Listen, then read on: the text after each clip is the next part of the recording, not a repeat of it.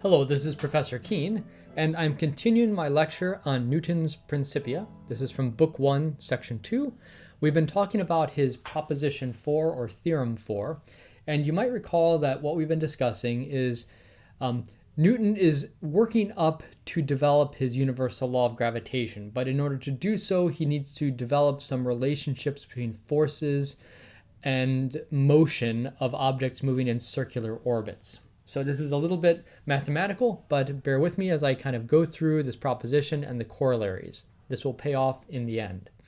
So last time we talked about if we consider two objects going in circular orbits at constant speed, but these two orbits are perhaps different speeds than one another. These two orbits have different radii. The one is capital R, the one is little r, and we consider some small time interval delta t. So during a time interval delta t, this one will have moved through a certain arc length, that's that capital arc length, and this one will have moved through this small arc length right here during this time. And what we had shown is that in order to move in that orbit and for this one to move in that orbit, there must be a centripetal force holding it in orbit. And also notice that the ratio of those two forces go as the arc length squared over the radius of the respective orbits. So that's what we had arrived at last time. Let me make one other comment before I talk about the corollaries of this proposition. You might recall in that proof that we had considered a time interval delta t.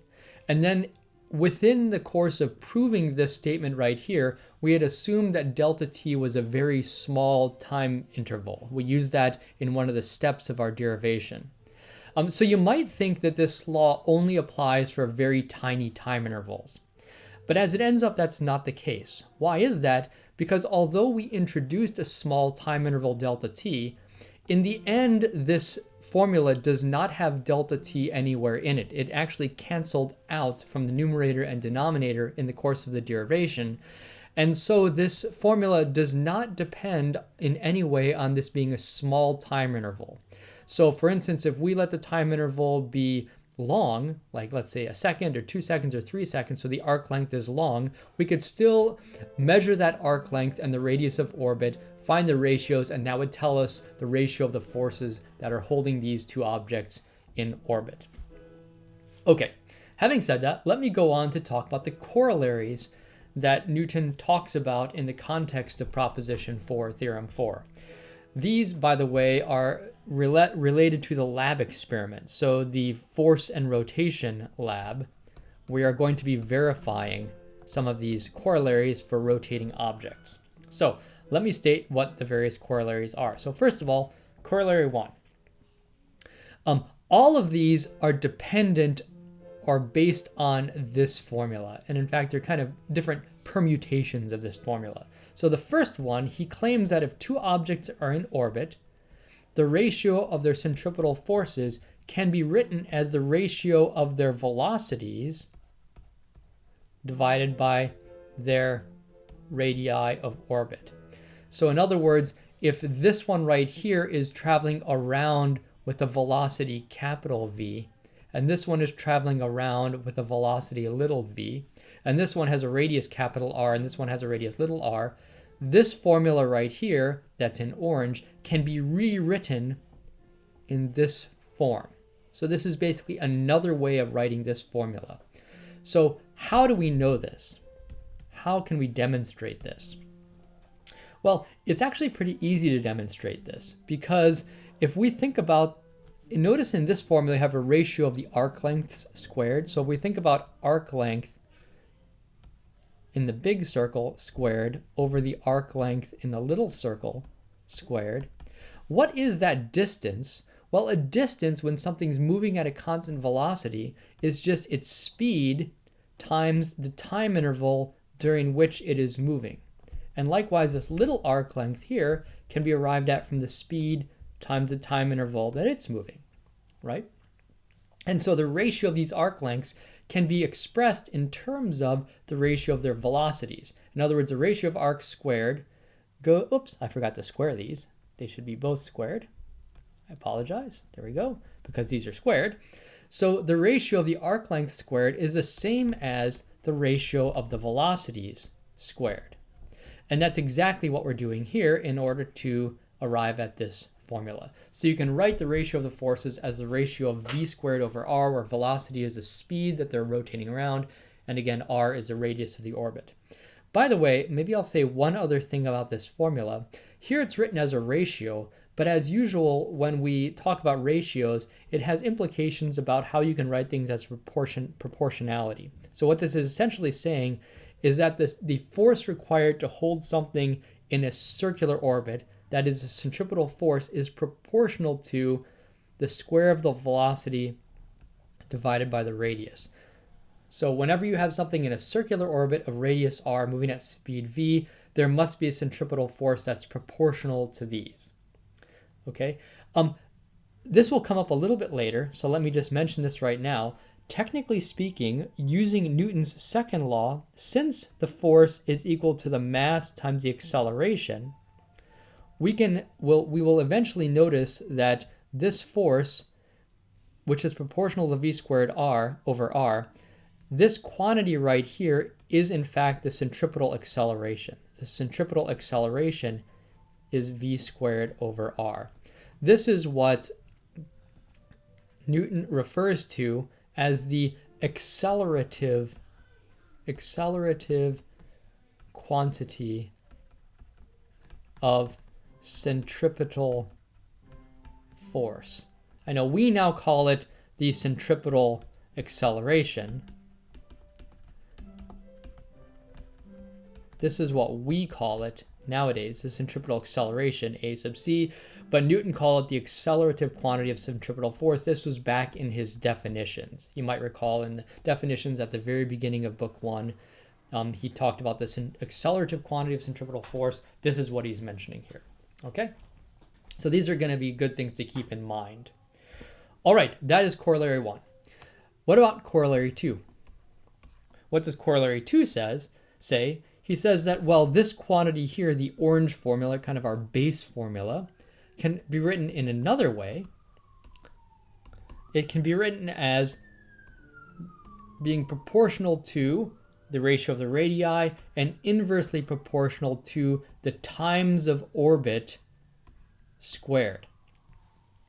Okay, so in this formula, t equals orbital time, that is the time to go around the entire circle, orbital time for small circle, or small orbit, and capital T is the orbital time for the big circle.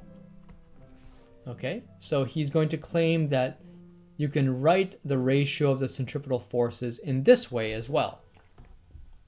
How do we know that? Well, this actually isn't so hard to figure out either. Once again, just like here we were changing variables, this involves a change of variables too. How do we know this? So how? Let me get rid of these so they're not in the way.